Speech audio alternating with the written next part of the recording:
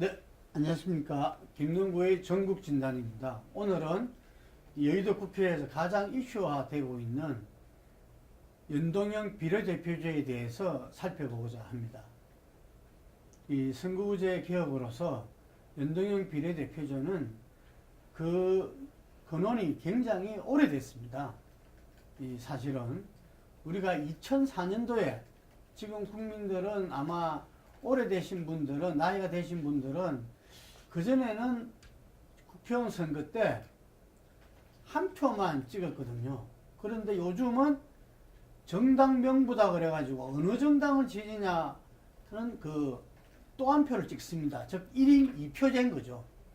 1인 2표제 정당 명부식 그 투표가 바로 비례대표 확산 때문에 생긴 겁니다.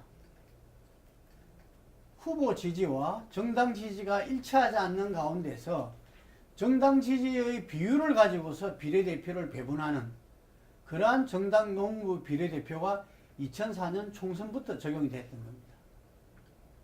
이것은 왜냐? 정당 지지와 실제 국회의원 의석 간의 불일치, 왜곡 이런 부분들을 조금이라도 교정하기 위해서 생긴 건데, 지난 20대 총선만 보더라도 2016년도 2000년 총선만 보더라도 그 왜곡 정도는 굉장히 심했습니다. 예를 들어서 새누리당이 33.5% 정당 지지율을 받았는데 실제 의석은 122석이었습니다. 정당 득표율에 따른 의석 배분을 하면은 106석이었는데 플러스 16이 된 거죠. 근데 더불어민주당은 더 심했습니다. 전국 정당 득표율은 25.54였습니다. 실제 의석은 123석이었죠. 그래서 일당이 되고 국회의장도 더불어민주당이 하게 된 겁니다. 그런데 정당 득표율에 따른 의석 배분을 하면은 82석에 불과했습니다. 무려 41석이나 더불어민주당이 현 선거구제의 그 이점으로서 어떻게 보면은 민심과 실제 국회 의석 간의 왜곡을 가장 극대화시킨 정당이라 볼 수 있죠.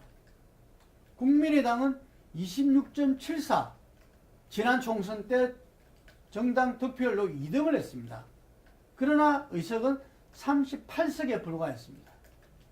잘 아다시피 호남을 석권했지만 나머지에서는 전부 다 사표가 돼버린 거죠. 그래서 이 정당 득표율에 따른 의석 배분을 하면은 85석, 무려 47석이 마이너스 된 겁니다. 더불어민주당에서 플러스 된 것보다 더 많이 국민의당은 마이너스 된 거죠. 정의당은 한번 봅시다. 정의당은 7.23%였어요. 근데 실제 의석은 6석입니다. 이 노회찬 의원이 불의의 이 작고를 하셔가지고 지금 5석이죠. 이게. 근데 그 당시 6석인데 정당 득표율 따르면 27석이었어요. 21석이나 더 줄어진 거예요. 바로 이 현실을 두고 어쨌든 선거라는 것은 민주주의에서 꽂히고 가장 기본적인 어떤 건강하게 만드는 기제입니다. 이 기제가 제대로 작동이 되셔야 된다. 사표 없이 국민의 의사가, 국민의 지지가 그대로 국회 의석에 반영돼야 된다는 것이 바로 연동형 비례대표제의 기본 취지입니다. 그렇기 때문에 이 기본 취지는 누구보다도 노무현 대통령이 가장 강조하셨습니다. 지금 문재인 대통령도 이 비례성과 대표성을 기반으로 한 선거구제 개편 해야 된다. 지난번에 아셈 출국할 때도 홍준표 원내대표 보고 당부하고 가신 이야기입니다. 지금 현재 많은 사람들은 이 야3당, 이렇게 이 1, 2당이 아닌 당에서는 문재인 대통령의 이 선거구제 개편 의지에 대해서 의심하는 분들도 있습니다. 아, 저거, 명분을 밀리니까 명분 있게 이야기를 하는데 실제로는 이렇게 이 정부 여당 집권 세력 내부에서 이 컨센서스가 없는 거다. 혹은 컨센서스 있다 하더라도 부정적으로 있는 거 아니냐 이래 보는데, 제가 볼 때는 그렇지 않다.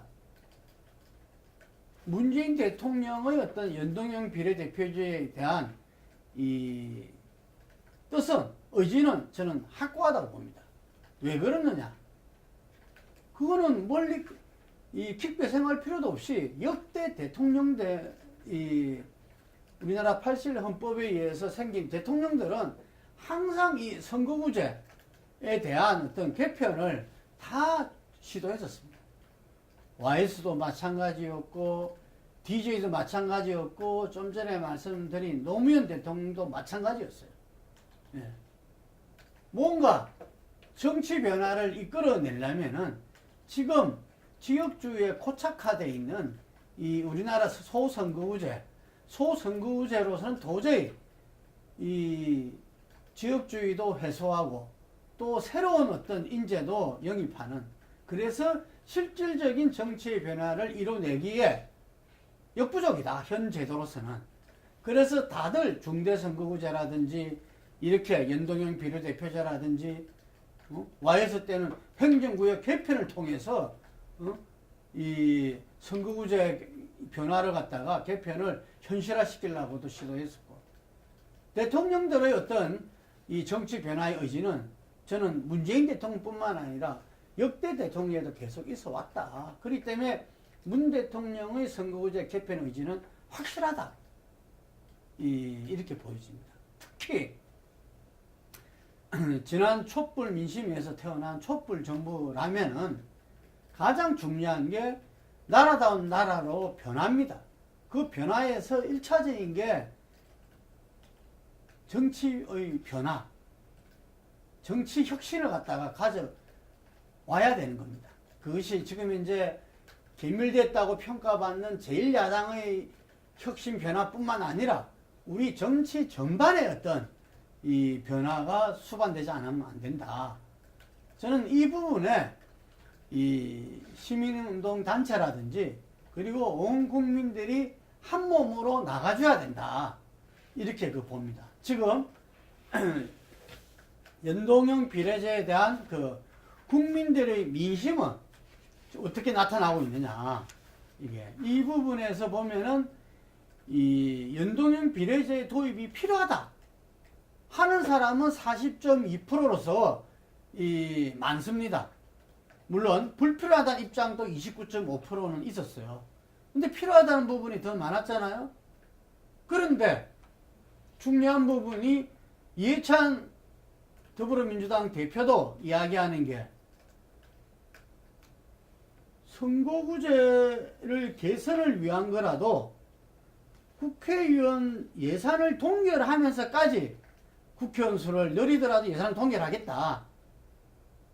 그렇다 하더라도 국회의원 수 확대는 늘려서는 안 된다는 게 78.5%, 거의 80%에 가깝다는 거죠. 그래서 이해찬 대표도, 민주당 대표도 80%가 반대하는데 어떻게 하냐, 국민이 80%가 반대하는데 이걸 어떻게 하느냐, 이렇게 이야기했다는 거죠. 저는 바로 여기에 이 문제의 풀 열쇠가 있다, 이렇게 보여집니다. 저는 그 대통령이 이 국민들한테 간곡하게 호소해야 된다고 봅니다. 촛불 정부가 나라다운 나라를 만들기 위해서 정치 변화가 필요하고, 정치 변화의 가장 우선순위가 선거제도 개편이다, 선거구제 개편이다. 그래서 연동형 비례대표제가 바로 정치개혁이다 라는 식으로서 문재인 대통령이 국민들한테 호소해야 된다고 봅니다. 그러면은 문재인 대통령을 여전히 지지하는 부분들이 그 50%가 내외입니다. 그럼 반수 이상의 국민들이 대통령을 지지하는데, 그 대통령이 그렇게 나라의 변화와 정치의 변화를 위해서 이게 필요하다고 호소하는데, 이 예산이 국회의원 수가 늘어나더라도 예산을 동결된 상태에서 이 국회의원 수 확대는 불가피하다는 거죠. 왜냐? 지금 300명이라고 했을 때는 253명이 지역구고 47석이 비례대표인데요. 253석을 2대1로 하자면 200명으로 53의석을 줄여야 됩니다. 안 그래도 농촌은 지금 대표성이 갖다가 제대로 반영 안 된다고 하는데 53석을 갖다가 어떤 수로 줄일 수 있을 겁니까? 못 줄입니다. 그래서 이 300명 내에서 연동형 비례대표제를 하자는 것은 하지 말자는 이야기랑 똑같은 이야기인 거죠. 그리고 우리나라가 강원태 교수라든지 많은 이렇게 전문가들이 연구 분석한 바에 의하면은 OECD가 지금 현재 한 9만 7천 명의 한석인데 우리는 17만의 한석이고 재헌의회보다도 또 독재의 박정희 독재 시절의 국회의원들보다도 지금 1인당 대표하는 의석이 17만 명을 너무 많다는 거죠. 이전에 재헌의회 수준으로만 하더라도 거의 360명 이상이 필요하다는 겁니다. 저는 이 부분에서 국민들이 국회의원 소환제라든지 이 예산 동결이란 국회의원 예산 동결이라든지 이런 부분들을 확실하게 한 상태에서 지금도 보면은 뭐 이 의정 외교를 한다든지 의원 외교를 한다든지 뭐 이런 부분들 하고 나서 보고서 제출도 제대로 안 하고 이래서 불신을 더 낳고 있잖아요. 즉 이런 부분들을 확실하게 국회의원들이 불신을 갖다가 국민들이 시민단체들이 검증할 수 있는 이런 투명한 방법으로 요구하고 그걸 국회에서 받아들이면서 저는 우리나라다운 나라와 그리고 이 정치 변화를 이끌기 위해서는 연동형 비례대표제가 필요하고 연동형 비례대표제를 위해서는 국회의원 정수 확대가 필요하다. 우리 올해 통과시킨 예산 규모가 거의 470조에 가깝습니다. 이 470조의 예산을 제대로 쓰는지 검증하고 문제 제기하고 해야 될 부분이 누구냐? 그게 국회에서 해야 될 일 중에서 중요한 부분이죠. 그 부분에 국회의원 수가 한 명이 1인당 얼마를 커버해야 되는지 지금 보십시오. 300명 같으면은 단순 계산을 하더라도 이 1.5조 정도 됩니다. 저는 그런 차원에서 국민들이 정치 불신, 특히 국회의원에 대한 불신이 지금 극에 달하있기 때문에 국민들도 연동형 비례대표제가 필요함을 다 알면서도 불신받는, 믿지 못하는, 신뢰하지 못하는 지금 북핵 문제랑 마찬가지입니다. 신뢰하지 못하는 국회의원 정수 확대는 NO 이렇게 돼 있는 겁니다. 그래서 이 부분을 풀기 위해서는 국회의원들이 보다 투명하게 국민들한테 그리고 언제든지 본인들이 소환될 각오가 돼 있어야 하는 것이고 국민들은 이 부분에 대해서 예산 동결이라든지 이런 것들이 투명한 지출이 이루어진다면은 국회의원들은 투명한 또 이렇게 검증이 이루어진다면은 이 부분들은 받아들여야 되는 거 아니냐 이렇게 생각이 듭니다. 그래서 아까 말씀드린 대로 일단 이 나라다운 나라를 맨 일선에서 앞장서서 이끌고 있는 문재인 대통령이 국민들한테 간곡한 호소를 해야 되고 더불어민주당과 이 자유한국당이 이 부분들에 있어 가지고 여야 없이 진보 보수 없이 정치 변화와 개혁에는 함께 동참하는 모습을 할 때 역으로 정치 불신이 사라질 수 있는 계기가 된다고 봅니다. 지금 이제 나라다운 나라 그리고 정치 변화 혁신을 이끈 그런 촛불 혁명의 어떤 요구사항은 국민들의 요구입니다. 저는 이 부분에서 문재인 대통령이 아까 연동형 비례대표제에 대해서는 의지가 확실하다 그 이야기를 들었습니다. 역대 대통령 누구도 그랬고 문재인 대통령은 더더욱 이 연동형 비례대표를 확실한 의지를 갖고 계신다. 왜 그러느냐? 바로 이 연동형 비례대표제로서 정치판을 바꿔야 된다는 겁니다. 이 연동형 비례대표제로서 새로운 인물들을 갖다가 우리 정치가 이제 한 바퀴 탈바꿈을 하지 안 됩니다. 자유한국당에서 혁신에서도 인적 쇄신이 필요하다고들 이야기하지만 있는 사람을 치내는 것이 문제가 아니라 바로 새로운 사람을 어떻게 받아들이냐의 문제입니다. 이 새로운 사람을 받아내는 데 있어서 연동형 비례대표제는 정말 나라를 위해서 국민을 위해서 자기 전문성을 갖다가 확실히 바치고 그럼으로써 이 정치의 변화, 나라의 발전을 이끌 인재들이 정치에 들어와야 된다는 것입니다. 정치가 삼류사류가 아니라 정치가 인류가 될 수 있도록 해나가기 위해서 연동형 비례대표가 더욱더 필요하다는 것입니다. 그래서 문재인 대통령이 연동형 비례대표제로서 저는 정계 개편을 이뤄낼 꿈을 가지고 있다고 확신합니다. 여기까지 하겠습니다.